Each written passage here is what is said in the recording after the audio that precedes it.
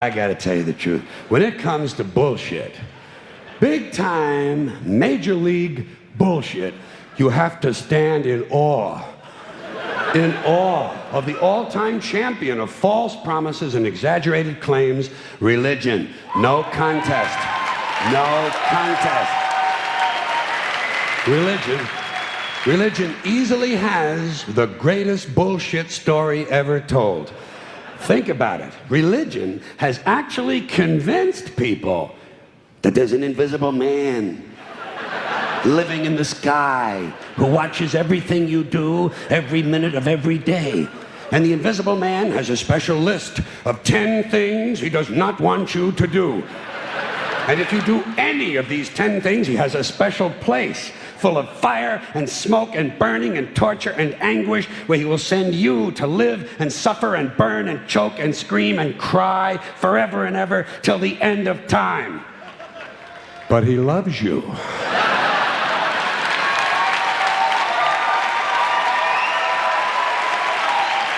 He loves you. He loves you and he needs money. He always needs money. He's all powerful, all perfect, all knowing, and all wise. Somehow, just can't handle money. Religion takes in billions of dollars. They pay no taxes, and they always need a little more.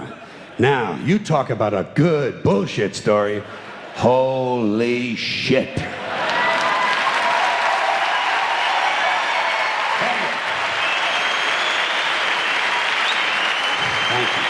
But, thank you very much. But I want you to know something. This is sincere. I want you to know, when it comes to believing in God, I really tried. I really tried. I tried to believe that there is a God who created each of us in his own image and likeness, loves us very much, and keeps a close eye on things. I really tried to believe that, but I gotta tell you, the longer you live, the more you look around, the more you realize something is fucked up. Something is wrong here.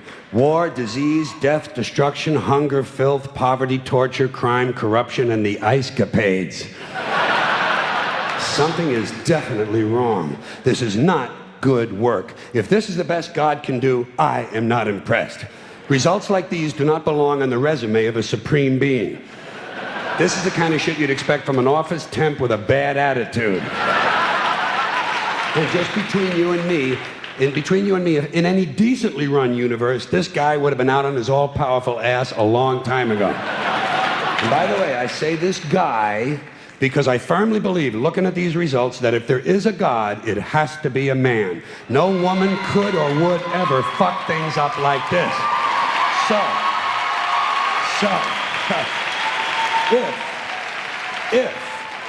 If there is a God, if there is, I think most reasonable people might agree that he's at least incompetent and maybe, just maybe, doesn't give a shit.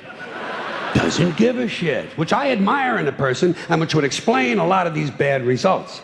So rather than be just another mindless religious robot, mindlessly and aimlessly and blindly believing that all of this is in the hands of some spooky, incompetent father figure who doesn't give a shit, I decided to look around for something else to worship, something I could really count on. And immediately, I thought of the sun. Happened like that. Overnight, I became a sun worshiper. Well, not overnight. You can't see the sun at night. But first thing the next morning, I became a sun worshiper. Several reasons. First of all, I can see the sun, okay? Yeah. Unlike some other gods I could mention, I can actually see the sun. I'm big on that. If I can see something, I don't know, kind of helps the credibility along, you know? So every day I can see the sun as it gives me everything I need: heat, light, food, flowers in the park, reflections on the lake, an occasional skin cancer, but hey, at least there are no crucifixions, and we're not setting people on fire simply because they don't agree with us. Sun worship is fairly simple. There's no mystery, no miracles, no pageantry, no one asks for money, there are no songs to learn, and we don't have a special building where we all gather once a week to compare clothing. And the best The best thing about the sun, it never tells me I'm unworthy. Doesn't tell me I'm a bad person who needs to be saved. Hadn't said an unkind word. Treats me fine. So I worship the sun. But I don't pray to the sun. Know why? I wouldn't presume on our friendship. It's not polite.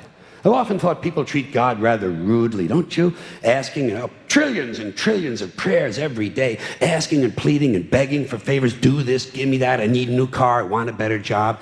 And most of this praying takes place on Sunday, his day off.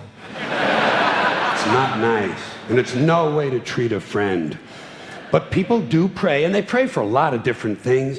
You know, your sister needs an operation on her crotch. Your brother was arrested for defecating in a mall.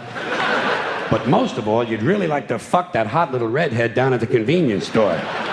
You know, the one with the eye patch and the club foot, huh?